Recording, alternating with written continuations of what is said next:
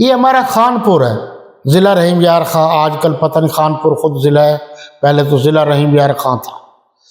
اس میں بہت بڑے عالم تھے، حافظ القرآن والحدیث حضرت مولانا عبداللہ درخواستی رحمۃ اللہ تعالی علیہ۔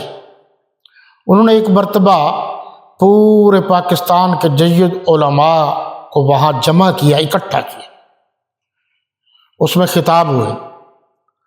خطیب امت بطل حریت سید عطا اللہ شاہ صاحب بخاری رحمۃ اللہ تعالی علیہ کا بڑا بیٹا سید ابو معاویہ ابو ذر بخاری رحمۃ اللہ تعالی علیہ بھی وہاں موجود تھے۔ جب موجود تھے تو انہوں نے خطاب کیا۔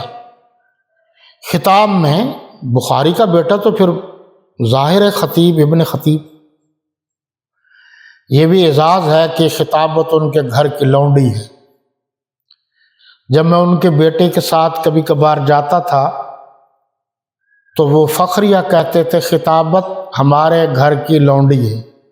میں نے کہا شاہ جی نہیں، لونڈی تھی مگر اب وہ خطابت کی لونڈی ہمارے پاس آ چکی ہے۔ کہتے تھے کس طرح؟ میں نے کہا یہ تو بالکل میدان میں آ جاؤ، تمہاری نسبت ہے عطا اللہ شاہ بخاری کی طرف، اس لیے آپ جو بھی کہیں یہ کہ بخاری کا بیٹا کہہ رہا ہے۔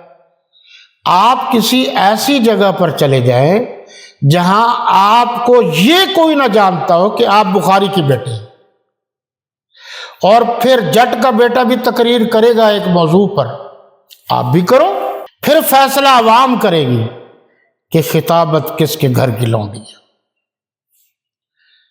یہ مزاح کی باتیں ہیں۔ تو وہ کہتے تھے ہاں لگتا ہے کہ اب تم ہم سے کراس ہوتے جا رہے ہیں۔ بہرحال انہوں نے تقریر میں ایک بات کی مجھے بڑی اچھی لگی، وہ تقریر چھپی ہوئی ہے، بڑی قیمتی تقریر ہے، ریکارڈ پر ہے، بہت سارے علماء کی وجوہات بھی بتائیں کہ کیوں اکٹھے نہیں ہو رہے۔ اس میں انہوں نے ایک لفظ استعمال کیا، وہ فرمانے لگے یاد رکھو میں تخمی سید ہوں، قلمی سید نہیں ہوں، یعنی اصلی سید ہوں، جعلی سید نہیں۔ اصلی اور جعلی سید میں فرق یہ ہے کہ اصلی سید مقام کوئی بھی ہو حق بات کرے گا، جعلی سید مفادات کی جنگ لڑے گا۔